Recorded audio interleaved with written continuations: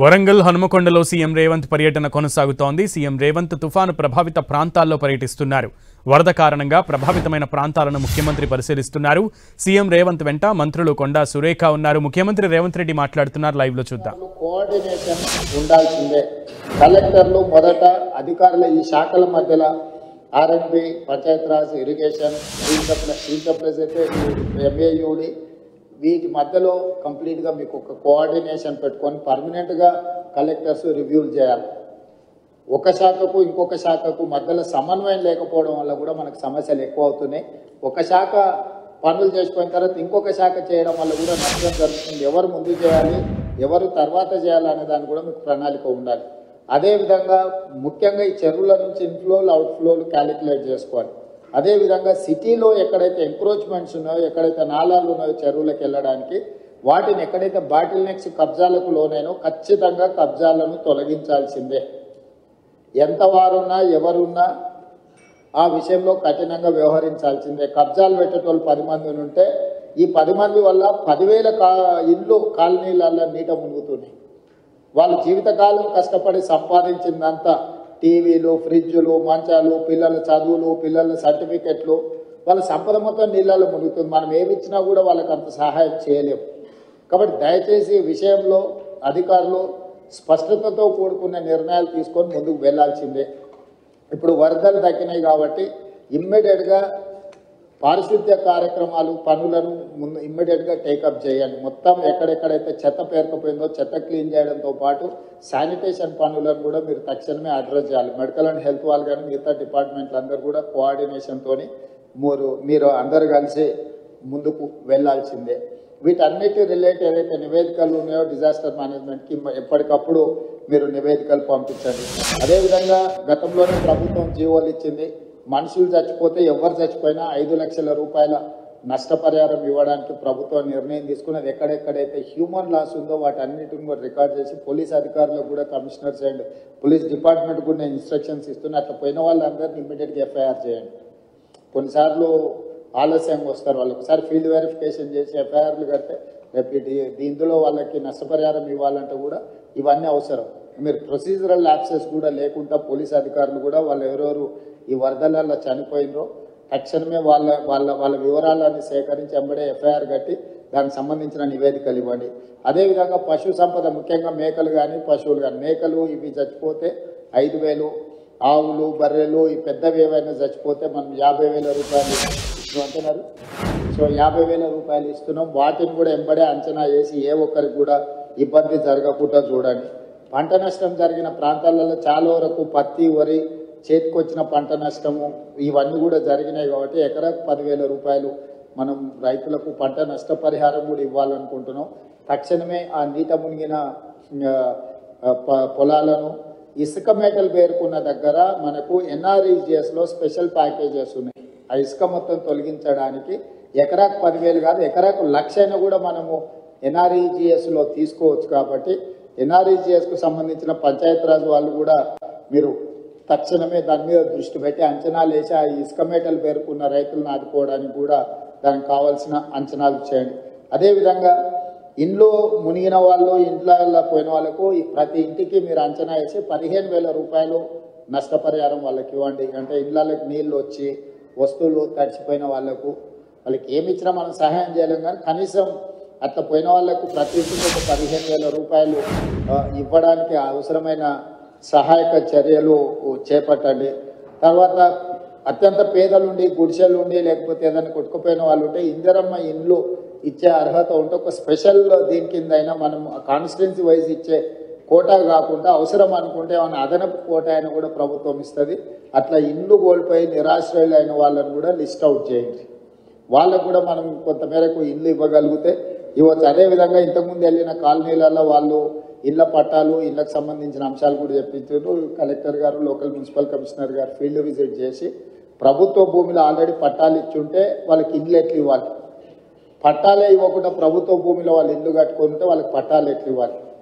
కొన్ని దగ్గరలో సికమ్ ల్యాండ్లలో ఎంప్రోచ్ అయిన చెరువులలో సికమ్ ల్యాండ్లలో మనము పట్టాలు ఇవ్వడానికి కుదరదు. కాబట్టి ప్రత్యామ్నాయం ఏం చేయాలనో కూడా మీరు దాన్ని దృష్టిలో పెట్టుకొని చేసుకోవాలి. పర్టికులర్గా వరంగల్లో municipal and irrigation department coordination missing.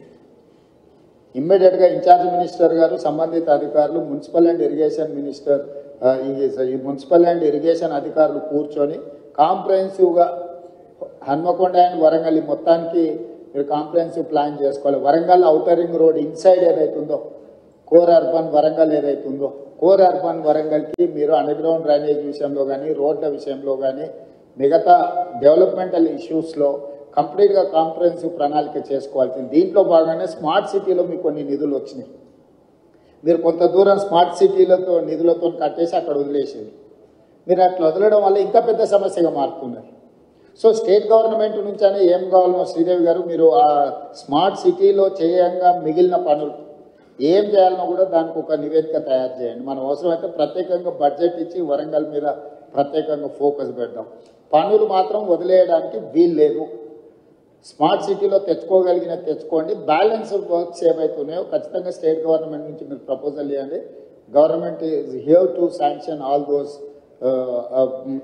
ఏవైతే సమస్యలు ఉన్నాయో వాటికి సంబంధించి. అదేవిధంగా ఇప్పటివరకు ఆ స్మార్ట్ సిటీలో మీరు ఫండ్స్ క్లెయిమ్ చేసిందా చేయలేదు? ఎందుకంటే లాస్ట్ టైం ఎక్స్టెన్షన్ తీసుకొచ్చినాం 1 year వరంగల్ స్మార్ట్ సిటీ. ఇప్పుడు దానికి సంబంధించి కూడా మీరు ఏమేం చేయాలనుకుంటున్నారో వాటన్నిటిని కూడా మీరు ఖచ్చితంగా ఎంబడే టేకప్ చేయాలి. ఈ మీటింగ్ అయిన తర్వాత నేను ఫస్ట్ కలెక్టర్స్ రివ్యూ మీటింగ్ పెట్టుకోండి. డిపార్ట్మెంట్ హెడ్స్కి నేను సూచన ఏం చేస్తున్నా అంటే, head of the department, Panchayati Raj principal secretary, irrigation principal secretary, MAUD principal secretary, ఇక్కడ ఆల్మోస్ట్ అందరు ఉన్నారు. ఫస్ట్ మీ లెవెల్ ఒక రివ్యూ తీసుకొని గ్రౌండ్ లెవెల్ ఒక కోఆర్డినేషన్ ఆఫీసర్స్తో ఒక కోఆర్డినేషన్ ఆఫీసర్స్ కమిటీని ఇచ్చేసి వాళ్ళు కలిసి ఫీల్డ్ విజిట్ చేయాలి. కలెక్టర్లను కూడా అందులో భాగం చేసి కలెక్టర్ల ద్వారా నివేదికలు తయారు చేస్తే మనం ఏం ఫండ్స్ ఇవ్వడానికి ఉంటుందో మనకు స్పష్టత వస్తుంది. మీరు ఒక నివేదిక తయారు చేసుకున్నాక ఏ జిల్లాకు ఆ జిల్లా, ఫర్ ఎగ్జాంపుల్ వరంగల్ జిల్లా, ఉమ్మడి వరంగల్ జిల్లా ఇన్ఛార్జ్ మంత్రి గారు ప్రజాప్రతినిధుల అధికారులతో ఇమ్మీడియట్గా రివ్యూ తీసుకొని ఆ నివేదికలు తయారు చేస్తే గవర్నమెంట్ ఆఫ్ ఇండియా నుంచి ఫండ్స్ ఎట్లా తెచ్చుకోవాలా, స్టేట్ గవర్నమెంట్ నుంచి ఏం ఫండ్స్ ఇవ్వాలనేది రెండింటి మీద కూడా మేము క్లారిటీ ఇచ్చి దానికి కావాల్సిన నిధులు మంజూరు చేసే కార్యక్రమం తీసుకుంటాం. ఇక ముందు ఈ క్లౌడ్ బస్ట్ అనేది పర్మనెంట్. మీరు ఏదో ఈ ఒక్కసారి వచ్చింది దీన్ని టెంపరీగా మీరు అడ్రస్ చేద్దామని అనుకుంటే మీ తప్పు. పోయిన సంవత్సరం వచ్చింది, ఈ సంవత్సరం వచ్చింది.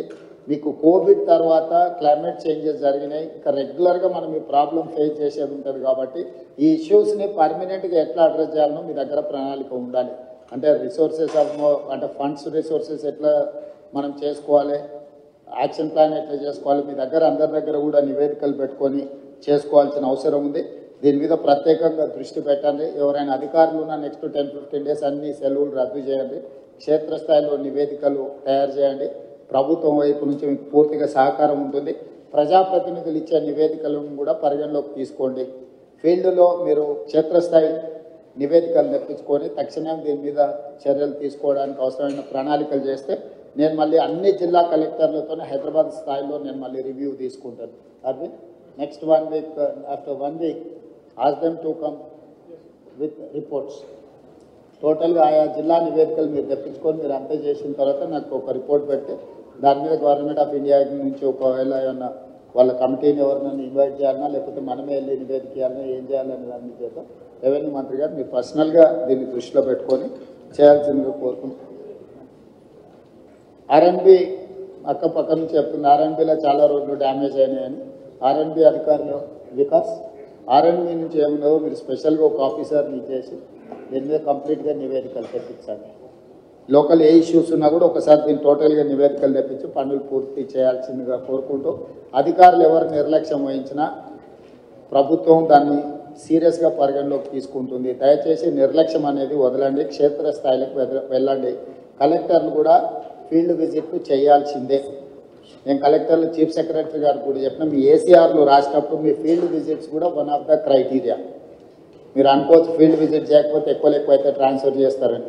ట్రాన్స్ఫర్ చేయకుండా మీ వార్షిక నివేదికలలో కూడా మీరు ఎన్నిసార్లు ఫీల్డ్ విజిట్ చేసారు, ఎక్కడెక్కడికి వెళ్ళి, ఎడ్యుకేషనల్ ఇన్స్టిట్యూట్స్ ఎన్ని చేసారు, డిజాస్టర్లో ఎన్ని అడ్రస్ చేసారు, అన్నిటిని కలిపి దాన్ని కూడా ఒక బెంచ్ మార్క్గా ప్రభుత్వం పరిగణిస్తుంది. దయచేసి ఈ అంశాలను అన్నిటిని కూడా దృష్టిలో పెట్టుకొని ఇప్పటివరకు బాగా పనిచేసిన అధికారులను అభినందిస్తూ బాగా పనిచేయాల్సిన అధికారులకు సూచనలు చేస్తూ భవిష్యత్ కార్యాచరణని సిద్ధం చేసుకోండి అని తెలియజేస్తూ మీ అందరి దగ్గర సెలవు తీసుకుంటున్నా. ధన్యవాదాలు.